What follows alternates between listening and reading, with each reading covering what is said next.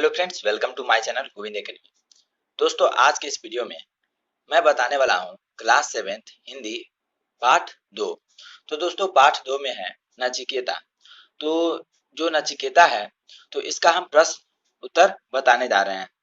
अगर आप इसका सारांश नहीं पढ़े हैं और नहीं देखे हैं तो इस वीडियो के नीचे लिंक है, वहां से आप देख सकते हैं। तो चलिए इस नचिकेता जो पाठ 2 है, इसका प्रश्न उत्तर की तरफ चलते हैं। देखिए, पहला प्रश्न है कि नचिकेता कौन था। तो इसका उत्तर है नचिकेता महर्षि व्यासरवा का इकलौता पुत्र था। उसके बाद है दूसरा प्रश्न है, नचिकेता क्यों दुखी हुआ, उसने अपने पिता से क्या कहा। नचिकेता क्यों दुखी हुआ और उसने अपने पिता से क्या कहा। इसका उत्तर है, यहाँ पे आप देखिएगा, इसका उत्तर है नचिकेता पिता को लोभवश बूढ़ी गाय दान देते देखकर दुखी हुआ। उसने पिता से कहा, पिताश्री, आपने तो इस महायज्ञ में सर्वस्व दान में देने का निश्चय किया था, लेकिन आपने अपने प्रिय वस्तु को नहीं देकर बूढ़ी और दूध नहीं देने वाली गाय क्यों दान कर रहे हैं। चलिए, अब इसके बाद आते हैं क्वेश्चन नंबर 3 की तरफ। तो क्वेश्चन नंबर 3 में है, नचिकेता यमपुरी किस लिए गया। तो इसका उत्तर है, पिता की आज्ञा पालन करने हेतु नचिकेता यमपुरी गया, क्योंकि उसके पिता व्यासरवा ने यज्ञ में यमराज को नचिकेता का दान बोल दिया था, इसलिए नचिकेता यमराज के पास गया।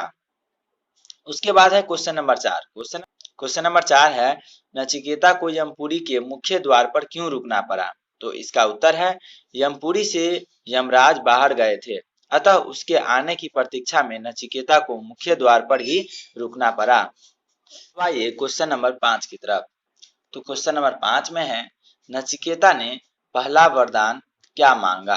तो इसका उत्तर है, नचिकेता ने पहला वरदान में पिता के क्रोध को शांत होने का वरदान मांगा।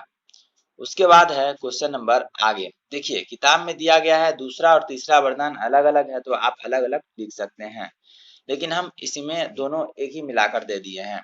नचिकेता ने दूसरा और तीसरा वर क्या मांगा। तो देखिए, दूसरा वरदान जो मांगा वो है, नचिकेता ने दूसरा वरदान में अभय देने वाली विद्या मांगा, तथा तीसरा वरदान में मांगा कि वरदान में आत्मा के रहस्य बताने को कहा। किसको? तो यमराज को। उसके बाद आप देखिएगा, किसने किससे कहा। क्वेश्चन नंबर 7 में है, किसने किससे कहा। तो मृत्यु के मुख में पहुंचकर कोई नहीं लौटा है वत्स, ये किसने कहा। तो ये कहा व्यासरवा ने नचिकेता से कहा। कब कहा। तो ये जब यमराज के पास जा रहा था तब कहा। उसके बाद आप देखिएगा 7 के ख में आंसर देखिए, क्वेश्चन देखिएगा कि 7 के ख में क्वेश्चन देखिएगा कि छोटा मुंह और बड़ी बात करता है, यज्ञ की मुझे चिंता होनी चाहिए, तुम्हें नहीं। ये किसने कहा। तो ये व्यासरवा ने नचिकेता से कहा। चलिए, इसके आगे आप देखिएगा ग में, आप तो यमपुरी जाने की आज्ञा पहले ही दे चुके हैं, अब कुछ भी कहना मेरे लिए निरर्थक है। तो इसका उत्तर है कि नचिकेता ने पिता व्यासरवा से कहा, जब व्यासरवा नचिकेता को रोक रहे थे तब। उसके बाद महर्षि व्यासरवा अगर गायों को ब्राह्मण को दान में दे देते तो क्या होता। तो इसका उत्तर है, महर्षि व्यासरवा अगर बूढ़ी दूध नहीं देने वाली गायों को दान ब्राह्मण को देते तो उनका यज्ञ सफल नहीं होता।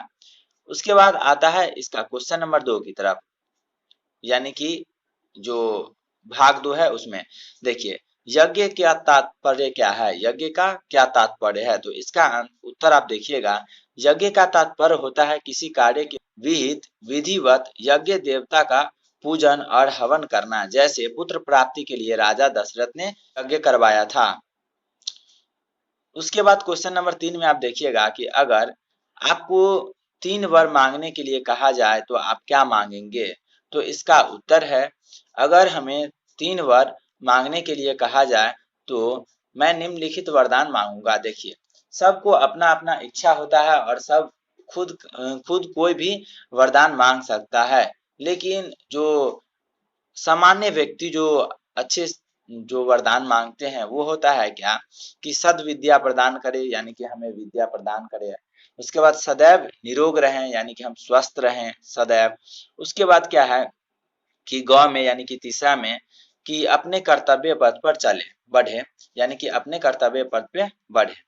क्वेश्चन नंबर 4 में आप यानी कि प्रश्न संख्या 4 में आप देखिएगा कि यहाँ पे नचिकेता साधु प्रवृत्ति का था। साधु प्रवृत्ति से आप क्या समझते हैं? तो इसका उत्तर है साधु प्रवृत्ति का अर्थ होता है सरल स्वभाव वाला।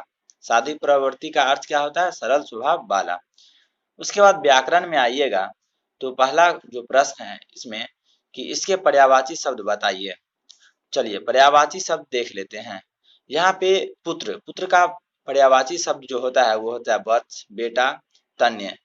उसके बाद ख नंबर में है कि पिता का पर्यायवाची शब्द, तो इसका उत्तर होगा कि बाप, जनक और जन्मदाता। उसके बाद ग नंबर, यहाँ के ग होना चाहिए, यहाँ पे घ है। चलिए ग नंबर होगा कि यमराज, और यमराज का पर्यायवाची क्या होगा?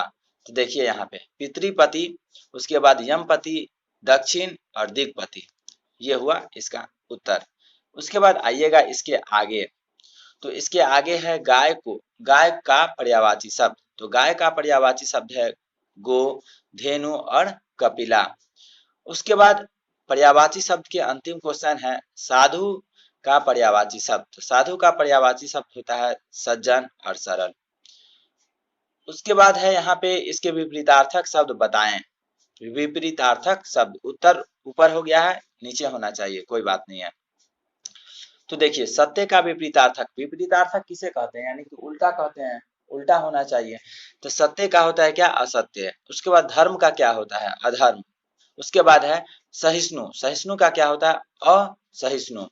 उसके बाद घ नंबर है इच्छा, इच्छा का क्या होता है? अनिच्छा। उसके बाद लास्ट में है विपरीतार्थक शब्द के संपन्न, और संपन्न का क्या होता है? विपन्न। प्रश्न संख्या 3 में है कि देखिए और देखिए, समझिए और लिखिए। देखिए यहाँ पे आपको बोला है क्या कि विच्छेद करके लिखने के लिए, ठीक है। तो यहाँ पे देखिए पितृभक्त, इसको अलग अलग लिखेंगे तो कैसे लिखेंगे? पितृ अजोर भक्त। उसके बाद सहन शक्ति, सहन शक्ति को हम कैसे कैसे लिख सकते हैं? तो सहन जोड़ शक्ति, ठीक है। उसके बाद आप देखिएगा मुखमंडल, मुखमंडल को कैसे लिख सकते हैं? मुख जोड़ मंडल। उसके बाद है गौशाला, गो जोड़ शाला। उसके बाद महायज्ञ, महायज्ञ को आप कैसे लिखिएगा? तो महाजोड़ यज्ञ। उसके बाद है क्या? ब्रह्म वाक्य, ब्रह्म वाक्य को आप लिखिएगा ब्रह्म जोड़ वाक्य।